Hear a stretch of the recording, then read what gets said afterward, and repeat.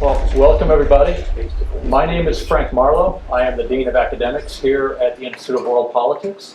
For those of you who aren't familiar with us, we are a graduate school here in the nation's capital. We offer 5 master's degrees, about 18 graduate certificates. We have a doctoral program that we just started.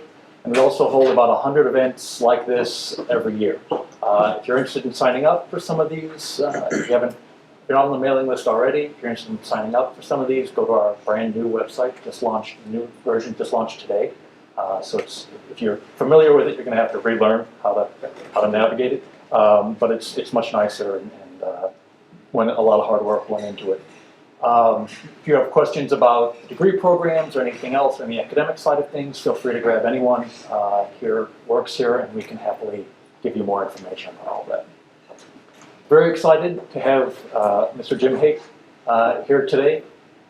He is the founder of Spirit of America, which was founded in response to the 9/11 attacks. It is a citizen-funded nonprofit that provides humanitarian and economic assistance in response to needs identified by U.S. troops and diplomats abroad. In 2000 and 2001, he was named a technology pioneer by the World Economic Forum. He's been honored at the Marines Evening Parade. He's a member of the Council on Foreign Relations, an honorary member of the U.S. Army Civil Affairs Regiment, and a member of State Department's Stabilization Advisory Council. He has lectured on entrepreneurship at Dartmouth's Tufts School of Business, the SMU Cox School of Business, and USC's Annenberg School for Communication. He's given TED Talks, he's spoken at the Aspen Institute, he's spoken at the Bush School at Texas A&M, as well as at the Fletcher School at Tufts. He received a BA and graduated with distinction in economics from Dartmouth, and he earned an MBA from the Stanford University Graduate School. So please help me welcome Mr. Jim.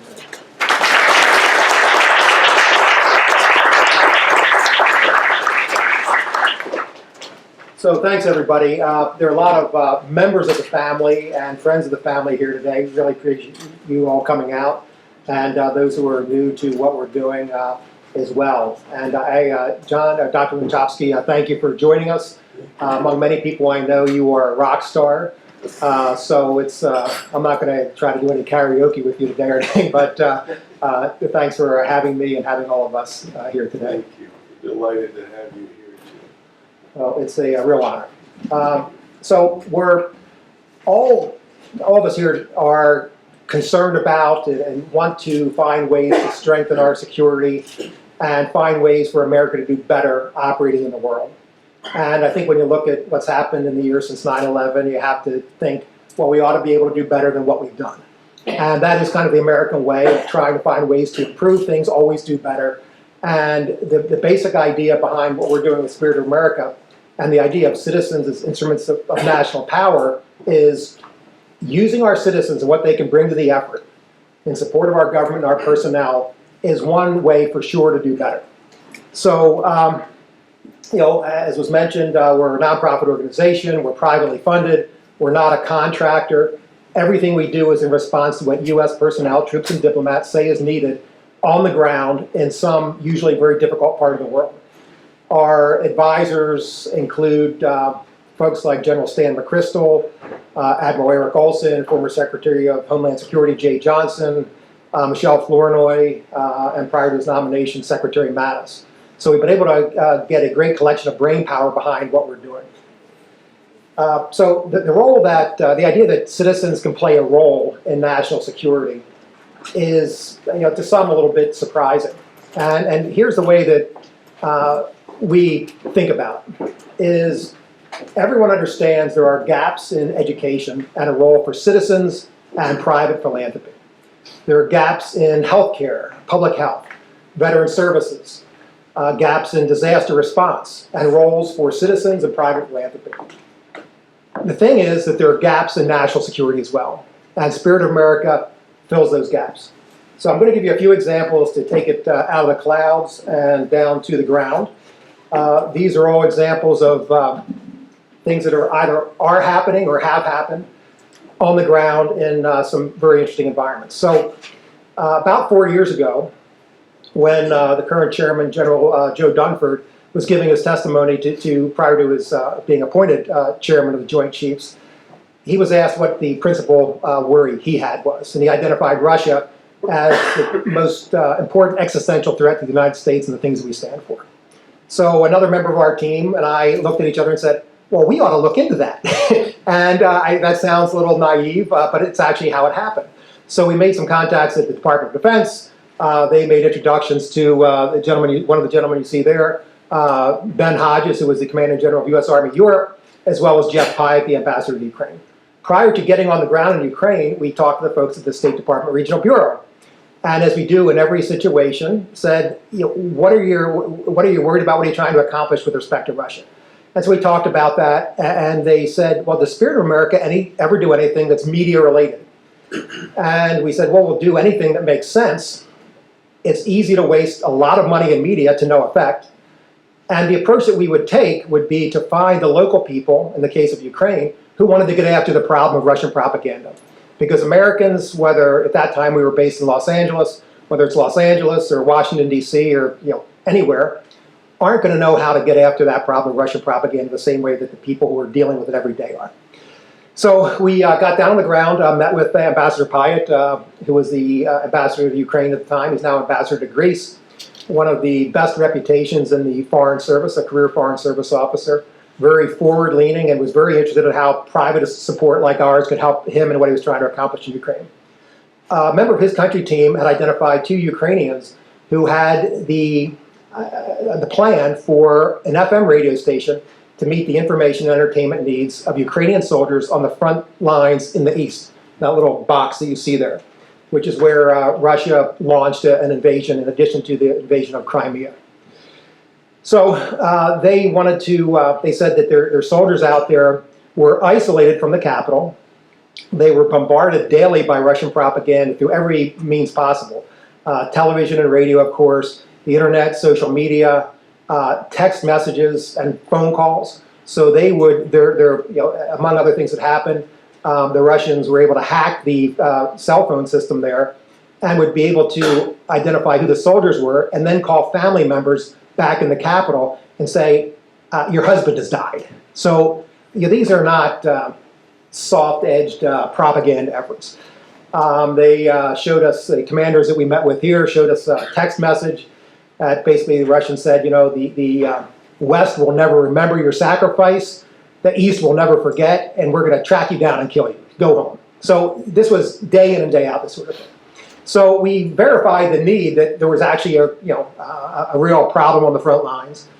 And these Ukrainians had a plan, not just a general idea, for this FM radio station, based in Kiev, but broadcast in the East.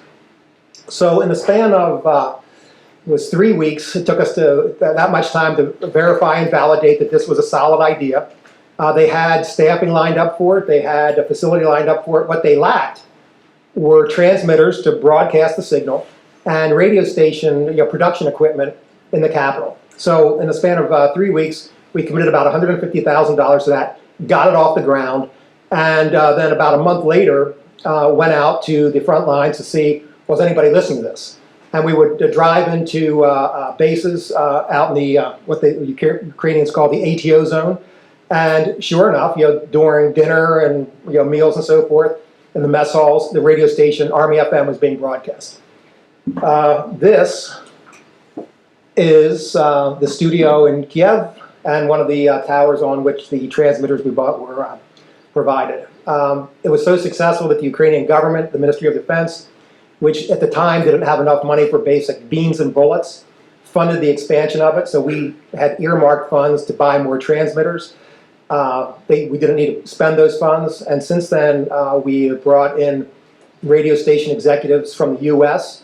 to advise this Ukrainian station on radio station operations, programming, and so forth.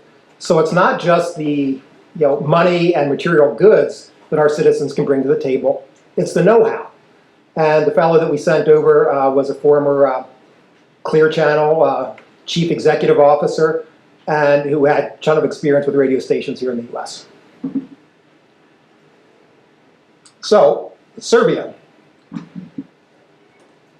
In September, our European project manager and I went to Serbia to see if we could have a more strategic impact on what Russia was doing in the Balkans, and met with the deputy chief of mission, the defense attaché, and as we did in Ukraine, asked, what are you working on, what are your priorities?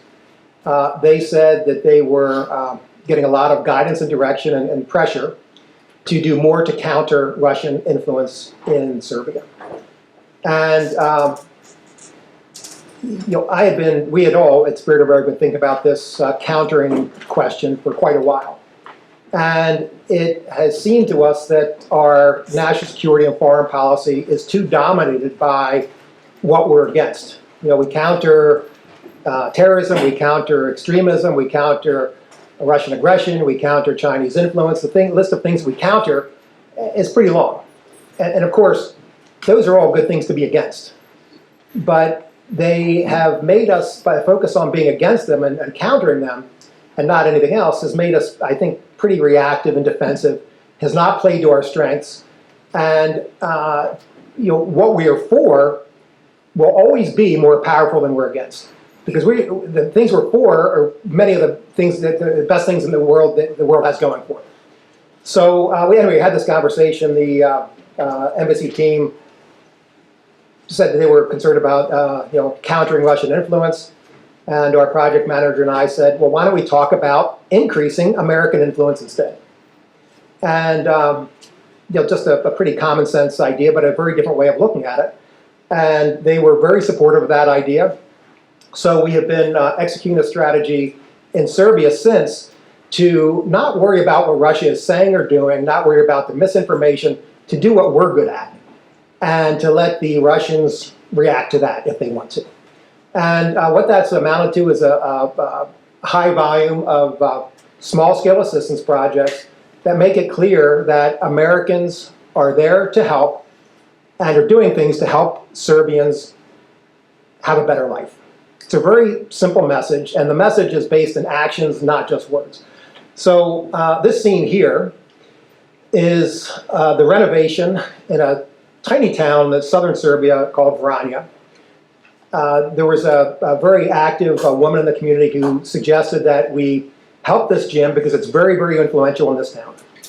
The gym, you really can't see it here, but it was not in nearly as good a shape as the original gym in Rocky. So it was pretty beat up, and the equipment also really beat up. She said, if you can get some American soldiers working with the young men who train at this kickboxing gym, that would really make a big difference in this community, because young men from this kickboxing gym, they compete on the national stage, the European stage. This kickboxing gym is a big deal in this town. Now, we're happy she told us that, because we would, of course, never know that. So what happened was we had U.S. soldiers and Serbian soldiers working side by side, young Serbian kickboxers in this town that is largely forgotten by almost any aid and assistance program. And with each one of these projects, and this is just one example, we integrate local media coverage around it and make it as social media friendly as possible. So here we go. This photograph in the middle is of an American soldier, a Serbian soldier, and one of the kickboxers. So we took these photographs of each one of the kickboxers. We gave them hard copies of the photograph, because no one gets hard copies of photographs anymore, and color printers in southern Serbia are really expensive. And we also gave them digital copies so they could post on Facebook. And that is the Facebook post of that young man who never would have said anything about, I heart the U.S. Army before this happened.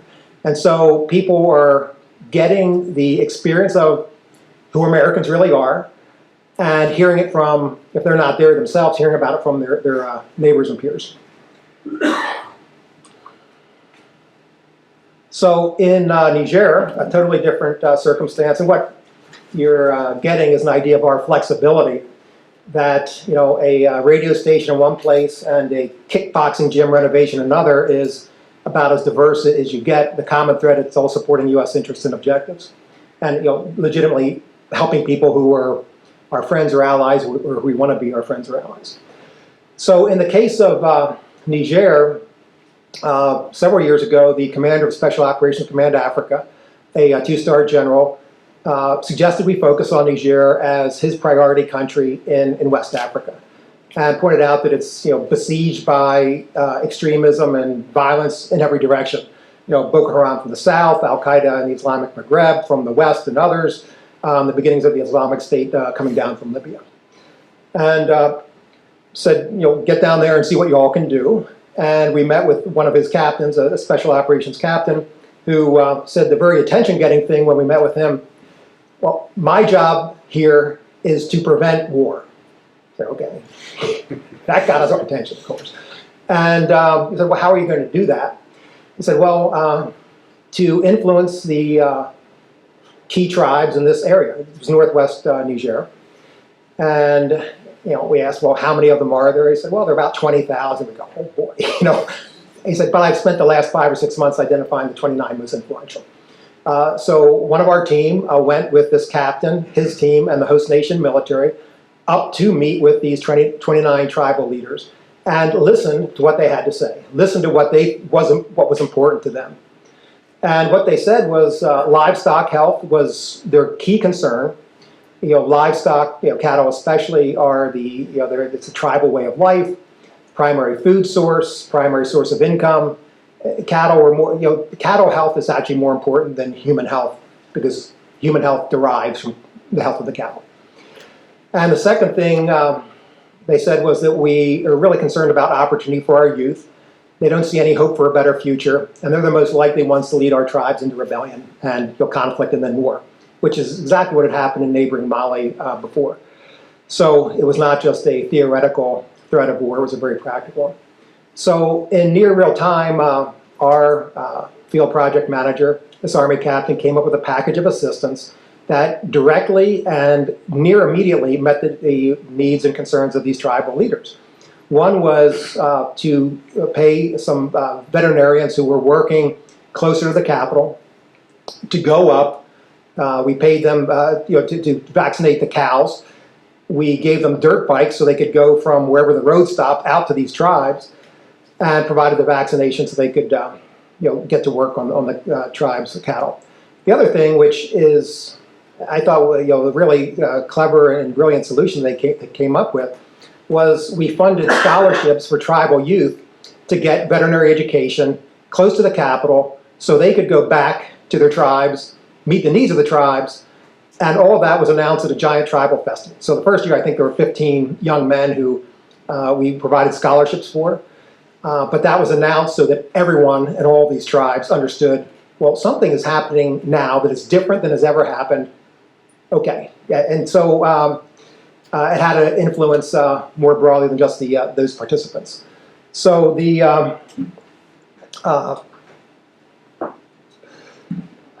one of our project managers working with those who have been trained and received scholarships, helping them with some of the equipment and supplies they need to vaccinate the cattle. There are a lot of factors that have gone into what's happened in Niger over the last few years. But thus far, stability has been maintained, and the support from our citizens played a crucial role in being catalytic to the kind of results that we've seen and the kind of war prevention. So I think anyone, and I know a number of you have served in uniform that are here today, and anyone who has, and most of the rest of us as well, would say, well, if we can prevent war, it's much better than fighting it. And easier said than done, but there's some techniques that really work.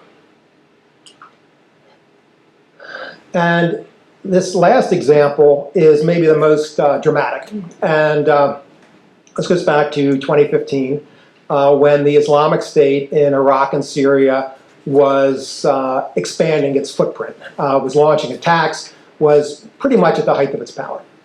And so we heard from this fellow here, who's now retired, Master Sergeant Aaron Zwasta. For those who are not familiar with Special Forces teams, he was what he refers to as the team dad of his ODA, his Operational Detachment Alpha. And he had heard from one of his superiors well, you ought to reach out to Spirit of America. I think they can help you guys with what you're trying to do with the Peshmerga. And, as he tells the story now, it was described what we do and the kind of assistance that we can provide. And the first 2 times he was told, he said, I didn't believe it. And he said, so I didn't, contact you guys. It just seemed too good to be true. But then, again, his boss said, you ought to contact these guys. So the 3rd time he actually did. And what he asked for was really quite simple. Tourniquets for his Peshmerga partner forces. So he had this team of 12 Special Forces soldiers advising about 1,000 Peshmerga. They were based in Kirkuk. And, the ISIS had a great interest in capturing and taking over the oil fields of Kirkuk. And if they'd done that, not only would they have had control of a population of about 1 million people, but they would have had the income generated by the oil fields to further fuel their terror, both domestic, in that area as well as worldwide. So it was a big battle. And they were, ISIS was launching offensives regularly. As Aaron tells a story, the Peshmerga were taking casualties all the time. People were bleeding out on the battlefield, which does a lot to reduce morale when you're in a fight. And so 200 tourniquets was one thing he asked for. The other were GPS devices, because the Peshmerga would be out and about, identifying where ISIS was, and would try to call in support from the United States. But to say, well, between the rock and the tree doesn't work. So unless you can identify your position precisely, you can't get help. So the GPS devices allowed them to identify their position precisely. The air support was able to be brought in. And Aaron said that the 2 things of reducing the number of casualties for the Peshmerga changed everything. The momentum shifted. And the GPS devices really helped them when they were starting to go out forward again to get support from the United States. And he credits what was less than $7,000 of support, 20 GPS devices, and 200 tourniquets with turning the course of that battle and fight around, which extraordinary. So these are real on-the-ground examples. We've provided assistance in more than 60 countries now. Everything, our field operations project managers who are all U.S. military veterans, and which I'll get to them in a second. For those of you who might be wondering about this, there is a legal framework which governs our collaboration with the military. This took, we were recognized by Congress last year in the National Defense Authorization Act. So there's language in there that recognizes our relationship with the Department of Defense and encourages the department to work more with us. And that led to an agreement between DoD and Spirit of America. So for those of you who have known a little bit about the twists and turns of our run-ins with some of the military attorneys over the years, this took only about 8 years to get done. And part of it is that there's a document in the Department of Defense called the Joint Ethics Regulation, which governs everything that the military and military personnel can and can't do with respect to ethics. And we have a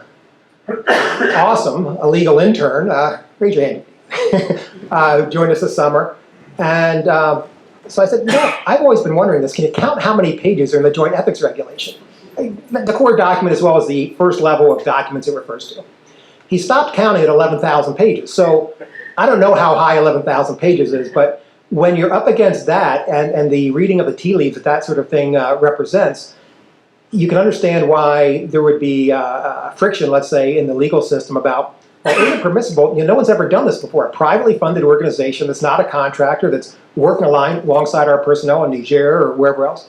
Anyway, so this was a big thing. This really opens it up not for Spirit of America, but for any kind of, almost any kind of citizen support to our missions abroad.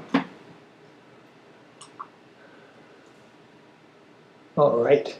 So the basic point here is that our citizens can play a crucial role in strengthening our security And whether you view it as supporting America as a force for good in the world or helping achieve broader objectives that we have, it's all the same idea. That our citizens, in support of what our personnel on the front lines can do, can make an extraordinary difference.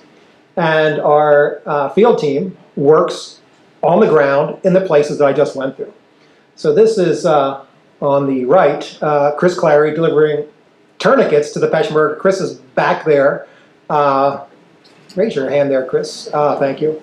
Chris is a former Special Forces soldier, a Green Beret, and has been with Spirit of America about 5 years now, making an extraordinary contribution. And Terrell Chandler, who is in the next photograph facing us, is also here. Terrell, there you go.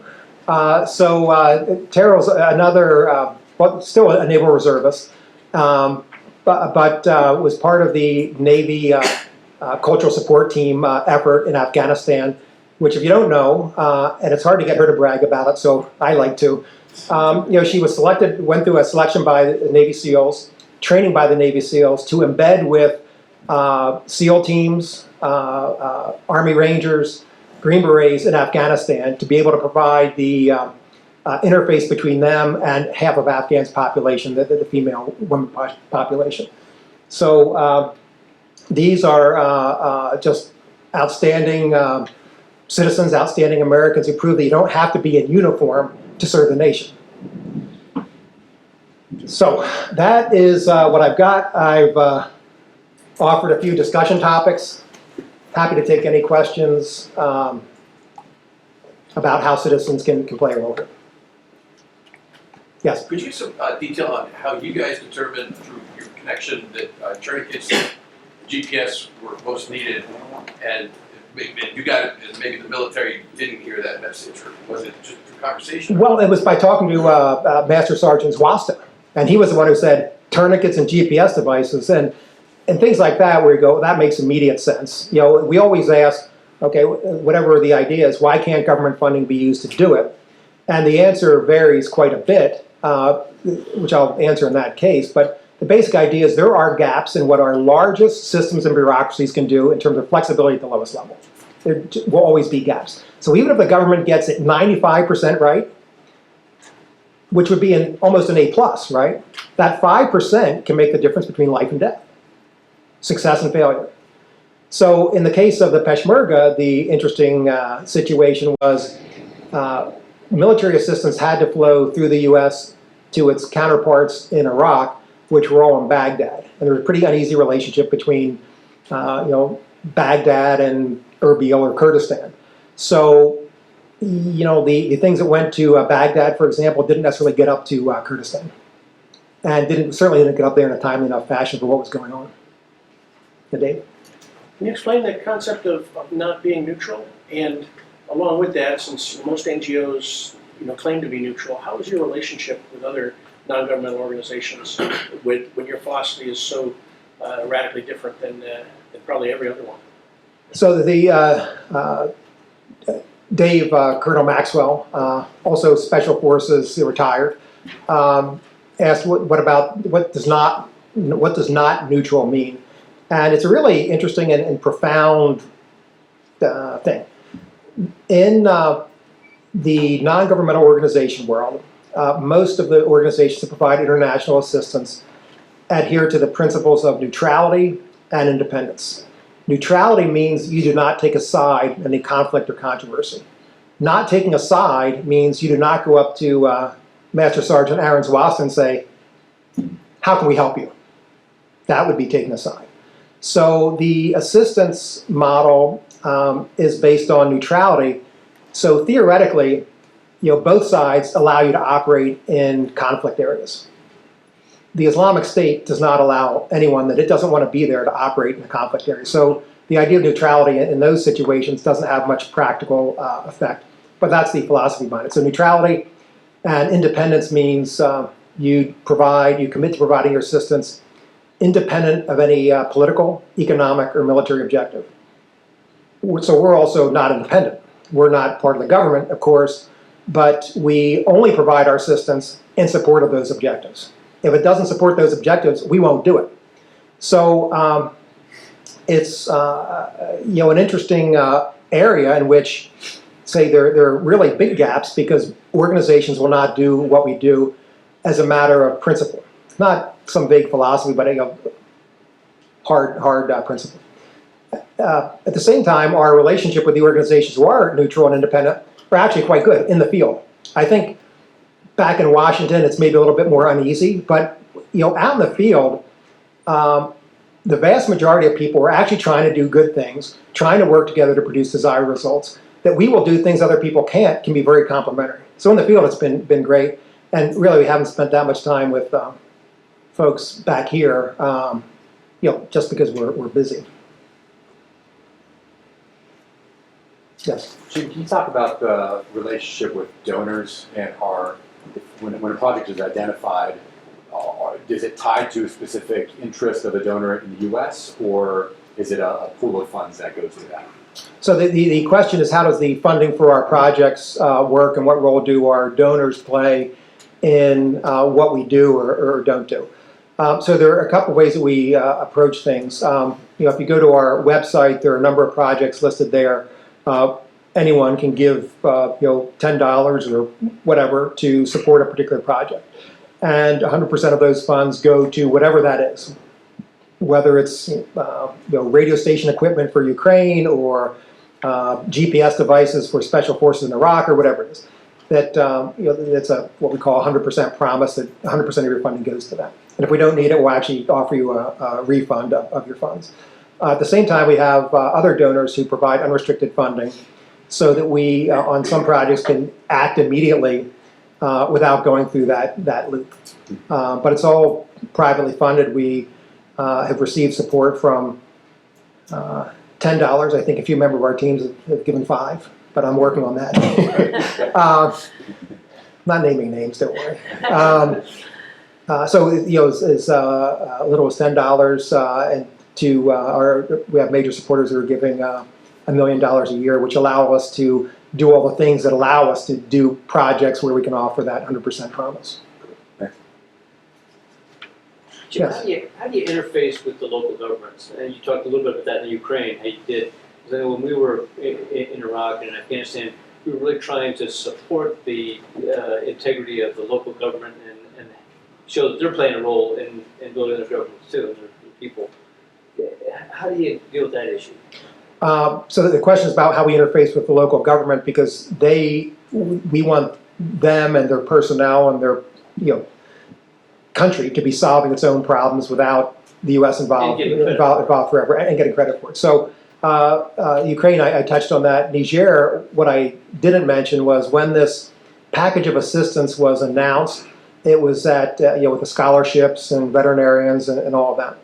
It was announced at something called the Cure Saleh, which is an annual tribal festival in that part of Niger. And the U.S. personnel were there. None of us, the U.S. military nor Spirit of America, were secret about who we were and what we had done. But the announcement was made by the regional governor, by the regional military commander, and it was done that way specifically to establish or help strengthen the linkages between the tribes and the regional government. So it depends. We always fall in. That wasn't our idea. That was the special operations team's idea. And so how we message things has the same kind of flexibility in terms of what we do. So we can go like that, which is, it's not about the U.S. It's about making things work locally. So it was very low visibility, no flags waving. And in Ukraine, Ambassador Pyatt said, I want to let the Ukrainians know that Americans and the American people are here helping. So we did press conferences and all that sort of thing. So it just depends on what is appropriate for the situation. Yes? Hi, I'm here for our Washington Ireland program. My question revolves around how and why, because all that you have done seems really sensible and reasonable actions. Why can't diplomatic staff, or military or intelligence staff complete these actions? Why does it take the private sector to implement these basic elements? Well, I'll answer that, but the main thing is they do a lot. So we talk about the things they haven't done. Yeah, because that's where we play a role. So we don't, it wouldn't be appropriate for me today to talk about all the things the U.S. military has done in Niger that didn't involve us. So we talk about the gaps that we fill. So there's a business parallel to this, which is, why can't government do it all? And as I was getting at earlier, you take anything, public education, public health, veteran services, I mean, literally anything. And there's a role for the private sector and citizens to play in filling gaps that are really important gaps. In education, an organization called Teach for America provides teachers into public schools. Teach for America is not creating public schools, they're supporting the public schools that are there by doing something that the public schools themselves have a hard time doing, even though in theory they should. So in any large system, and our Defense Department especially, is the largest institution in the country. There are 2.5, 3 million people in it. And to have an institution like that be able to be flexible at the lowest level has never happened in the history of the world, and it never will. It doesn't happen in business. It's why Microsoft is not Google. So, just on that point, in 1998, Microsoft had 23,000 employees, $14 billion in cash, and perfect ability to hire, fire, deploy money however it wanted. It had been through the antitrust investigations. Could do anything it wanted. In 1998, Google was started with 2 engineers and $200,000 checks. Right? Why couldn't Microsoft do it? Well, I don't know, but they didn't. And there's always a place for that kind of venture capital approach, and always a need for it. So, the thing that Microsoft didn't have, that the Department of Defense has, the Department of State has, everybody in this country gets a vote on what they do with their money. Imagine that. And that's the way democracy is supposed to work. So, to have that, and so it's a blunt instrument, if you will. It's hard to have it really be fine-tuned, but citizens can provide that fine-tuning part. It's also about authority, so. Yes. I think that's really gets at the gap there, that DoD or state can't do certain things, but you can. Right. That's the real contribution. Yeah, there. As Dave was saying, there are authorities which you can spend money on this thing, but not that thing. Those things can change over time. They start at Congress, and Congress isn't taking, looking at, the scholarships in Niger over a period of 3 or 4 years. We spent about $70,000 on that. Congress is not looking at $70,000, obviously. So, it establishes some guidelines, and those are pretty much hardwired. It's hard to go outside of those guidelines. It's just the nature of it, really.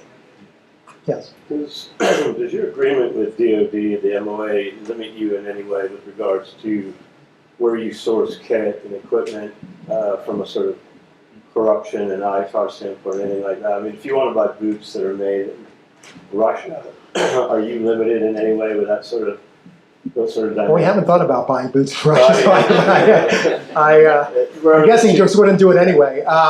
But yeah, so there are restrictions just in terms of U.S. law, not specific to our agreement with the department, about that we have to adhere to OFAC and ITAR regulations in terms of what can be sent from the U.S. abroad. Mostly we're buying things when it's material goods on the ground in a particular place. We fall in on the Leahy vetting that the U.S. has to do with its partner forces. So if we're providing something to Peshmerga forces, everybody that the U.S. is working with has been Leahy vetted. So there are some general legal structures out there which guide what we do, that guides other whether it's a contractor or anyone else. So we what we do from a project standpoint gets very much in the weeds as it would need to make sure that we don't run afoul of those other laws. How did you? Jim, I just want to congratulate you for incredible work in all of these places. I find it just extraordinary that you're filling these gaps. I think it is remarkable that you have been able to do it in light of U.S. government bureaucracies. My son tried to do an Eagle Scout project of sending soccer balls and you know, blackboards and things like that to some of our troops in Iraq to help some of the local villages. And there wasn't a single way in Washington, D.C. that this thing could be done. But most of what you're doing here is public diplomacy. And we used to have a U.S. information agency that would do things like broadcasting. We have the U.S. Agency for Global Media, which shut down our broadcasts to Russia and Eastern Ukraine, and continues to shut down radio broadcasts. The Peace Corps used to be treated more as a strategic instrument of American power. Now it's a complete orphan child. And the State Department, I don't know whether, you know, you seem to have gotten some support from some local State Department teams about the necessity of doing these things, but they seem incapable of doing anything within their own organization to make these things happen. And I'm just wondering, do you find outside of DOD, whether it's USAID, Peace Corps, or the State Department or USAGM, is there any constituency you find for doing some of these things that you can take your very precious private sector dollars and work on projects that absolutely nobody can do? Right. I mean, there are projects here that U.S. government agencies should be doing, and then you can go fill other gaps. Right. Well, I'll just tell one, so the one story that both reinforces one of your points and answers your question. The quick answer is yes, both on the State Department side and USAID side, they're in the field, very good support for our support, especially on the state side, because the USAID folks are more programmatically driven from Washington, so they don't have a lot of flexibility just in terms of their mandate to go around and solve problems and figure it out. The Peace Corps is an example of the people who do that. So the example, I won't mention the country specifically, but it was a meeting about 4 weeks ago in a country where Chinese influence is a big concern. And the Foreign Service officer, the head of one of the sections in the embassy, after we'd never talked to this Foreign Service officer before, said, "This is like a dream come true," and said, we do a great job of, at 30,000 feet, establishing a strategic architecture for this country. We do a good job of getting it down to 4,000 feet and knowing pretty much exactly what we need to do here. What we lack is the ability to take action. And it's not because they don't want to take action, it's the authorities and restrictions. And so, for example, here's the chicken and egg thing, and what we're expect to be doing in this country. The Foreign Service officer identified providing technical assistance to the host nation personnel so they could write better tenders and negotiate better contracts for infrastructure projects could be game-changing in this country. And now our first thing is, okay, well, that's a great idea. It doesn't mean you have to go toe-to-toe with the Chinese. We can improve the capacity of the host nation to deal with these issues. And said, great idea, why can't the government do it? Well, there's this chicken and egg thing, which is you can't issue a contract, which would take 18 to 24 months. You can't issue a contract unless you know exactly what technical assistance you need. You can't hire somebody to go do the figuring it out part. Now, so what we're helping with, not with our own expertise, but with a firm that provides pro bono experts to us, is doing that front end part of really figuring out, peeling the onion to figure out exactly what technical assistance is needed in this country, and providing enough of it to get the ball rolling so that then a contract can be issued, because there is money for things like that. It's just not good at that startup phase. It's like having it's the analogy of if the Bank of America were the only financing source for entrepreneurs, we would have a very different economy in Silicon Valley and everywhere else because it's just a different set of processes. So we can play a little bit of that venture capital role and prove an idea, figure out an idea, and get it rolling.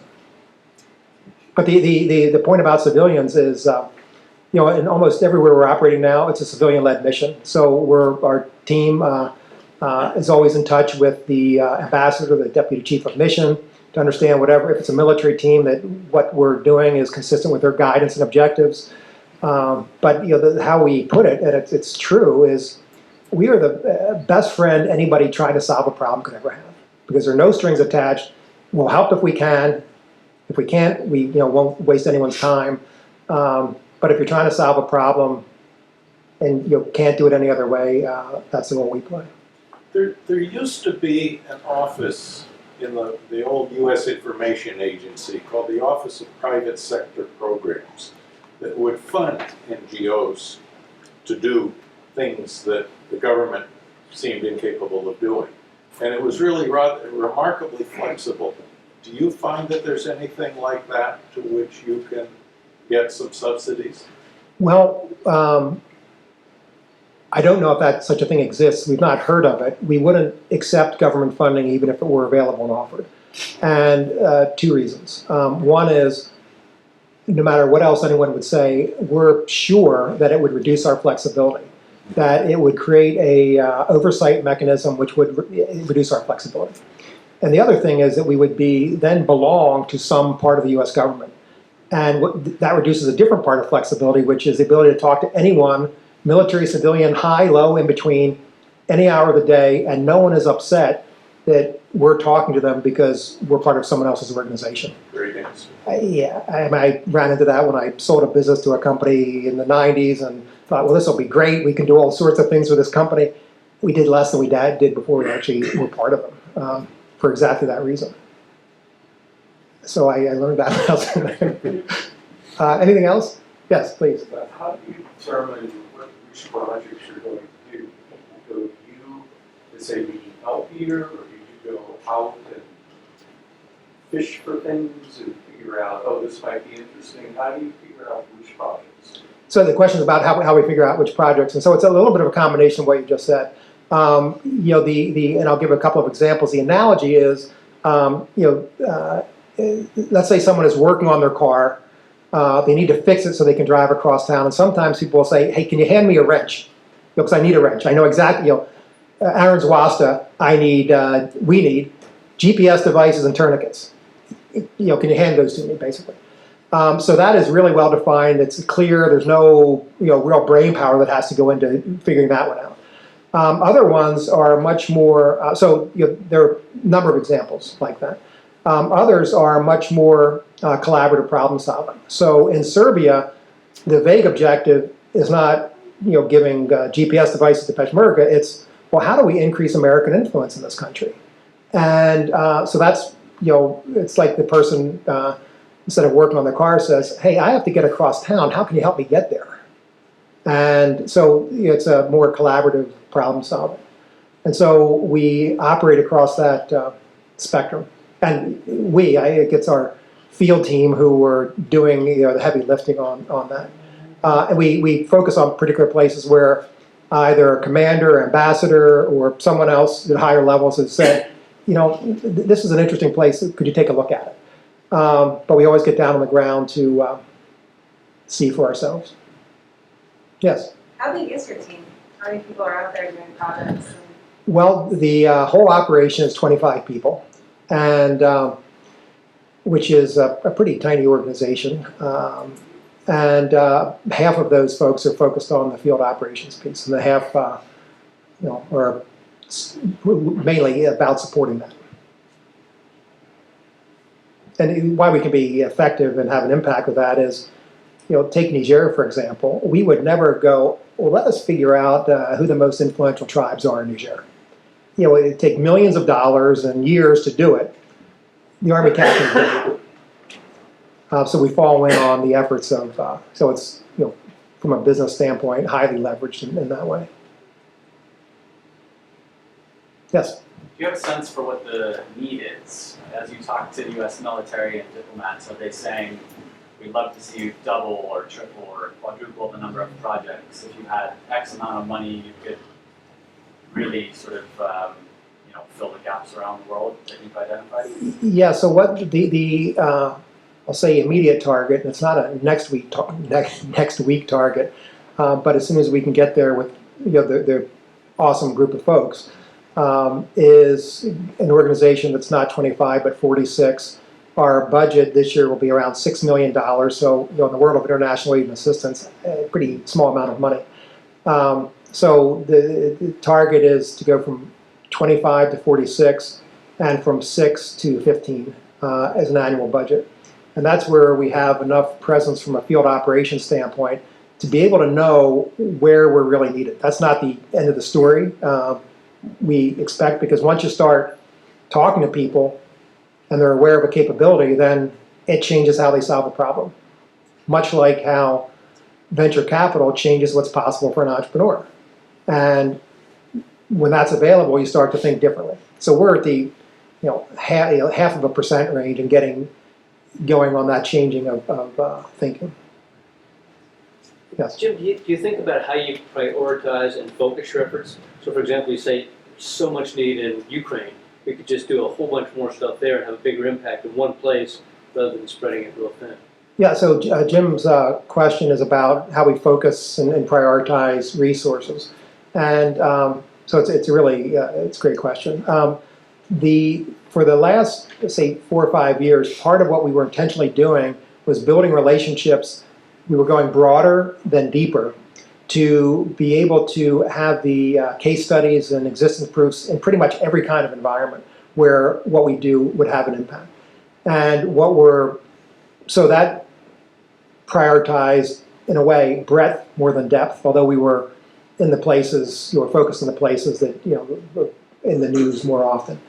And what we're going through now is a planning process to see where it's possible to go, where there's a need to go considerably deeper without, losing sight of our model of flexibility. And, there are a few really good candidates for that. So the shift will be balancing that breadth and what we think of as institutionalization, the relationships, with a greater focus on depth. And you listen to the people who we're working with, and they say, well, we really need you here, then we usually listen pretty closely to that. Yes, sir.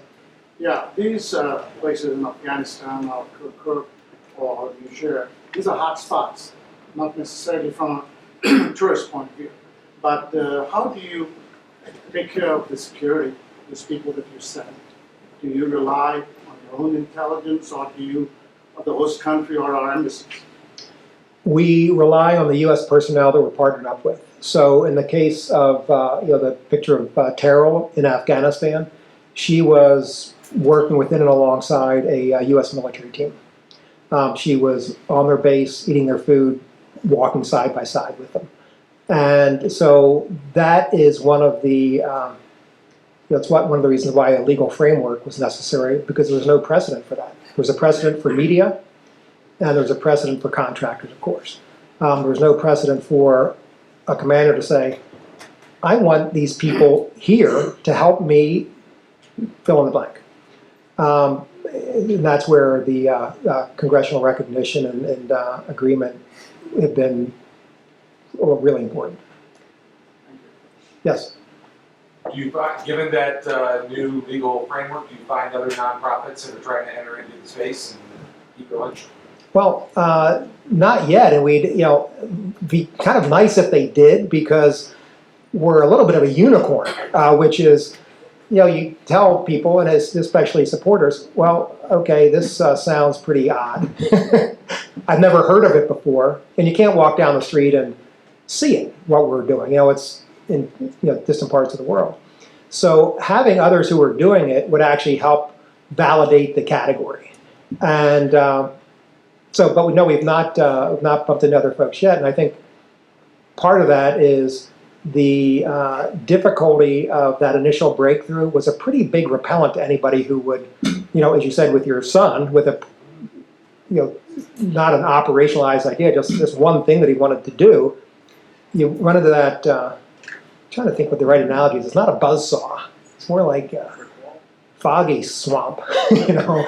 I'm sorry to use the swamp analogy. You know, you run into that and you don't know where to go. And the value of what we did was before we ran into any of those issues, we had been at it for 7 years. And it built some great relationships with folks who became, you know, combatant command commanders who had seen the value of what we had done on the ground and said, well, wait a minute, let's try to find a way to make this work. So it's a deterrent. And the other thing about the nonprofit world is it's not really quick to innovate, in my experience. And a lot of it is supply driven. People want to do what they want to do. They want to dig wells, they want to, I mean, all good things to do. They want to help build schools, and so we want to do what's needed, which is simple but a different way of looking at it. Yes, Dave? Jim, close with, why did you give up your successful career? You know, why did you start doing this? You know, why? Tell us what being a good American citizen is all about. Inspire us. Well, Tell your story. all right. Tell your story.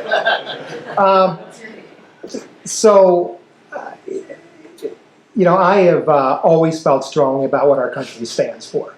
And, you know, for as long as I can remember, I've gotten choked up at the national anthem, the idea that we are part of something that's bigger than ourselves and people have fought and died for and struggled.